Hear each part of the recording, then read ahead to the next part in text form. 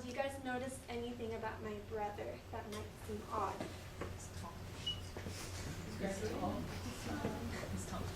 Well, just by looking at the picture, you wouldn't be able to tell that he is deaf. So today I will be talking about the obstacles that my brother faced because he is deaf, but he never let that get in his way. So my brother was born July 11th, 1986, and he was a typical little boy, and he would go get into trouble and play with his little race cars. But one day my mom took him to the neighbors, and the neighbors had this really big grandfather clock that would like ring really loudly at noon. And all the kids would look at it and be like, okay, what's that? But my brother never did, it didn't even faze him. So that is when they realized that my brother was deaf.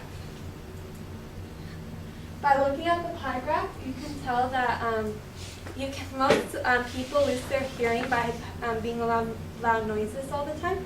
It's like putting in your earphones while you're listening to music and putting it at the loudest volume. And I'm sure like everyone does that, like I do it, and I don't even realize like how loud it is until my mom goes, I can hear that, like I'm like staying like 5 feet away from you and I can hear that. And another way you can lose hearing is age. Like as you get older, you lose hearing, and that's why older people tend to need hearing aids. Illness and injury also affects your hearing. My brother's best friend Joshua came down with meningitis when he was 2, and it's interesting because there's a video of him on a boat, and like the bell's ringing and he's laughing, and then like after he got sick, he lost all of his hearing. So it's weird because like he was born with complete hearing, or like perfect hearing, but now he's completely deaf, like he can't talk. And then 4% is like my brother was born deaf, and that is because he has nerve damage in his ear. So on the right is a picture of my brother's audiogram from when he was 4. When he was 4, his hearing was 70 decibels hearing loss, which would mean that he was considered moderately severe. And on the left is, that's like all the frequencies, the sounds like when you talk. That's what's outlined by, it's called a banana graph, and that's what is outlined, like speaking and stuff. And my brother, his hearing was around 70, so he could only hear everything around 70. So he has trouble hearing, like if you're talking to him, he can only read your lips. It's believed that deaf people's hearing stays constant throughout their life. That isn't true. Actually, as my brother gets older, his hearing is decreasing.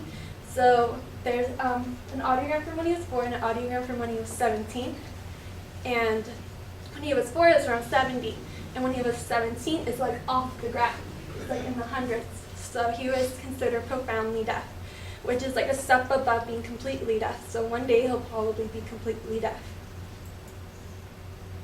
Okay, so hearing aids and cochlear implants help improve hearing, but it doesn't mean like it completely improves it. It just amplifies it. And so, like when the stuff my brother hears is all muffled and stuff, it's like talking like this, it's what he hears. And like we hear things clearly, and my brother doesn't. So that's why when you're talking to him, he really relies on lip reading.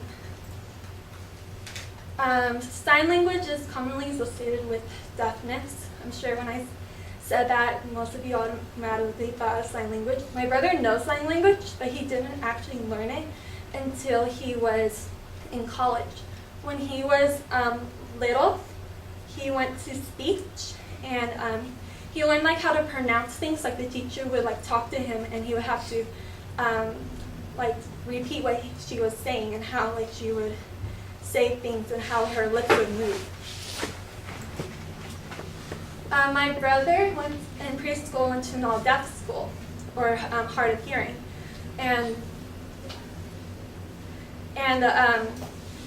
school was hard for him because he was deaf, and actually deaf kids only get 60% of what the teacher's saying. So when like the teacher's giving instructions, that would mean like he's like if he's doing a project, he would only do it 60% correct. So that was practically like a D. And when my brother was younger, the teachers couldn't really understand him, and so when that would happen, they would go get my sister from her classroom and go and ask her, what is your brother saying? And she'd be like, oh, it's like this.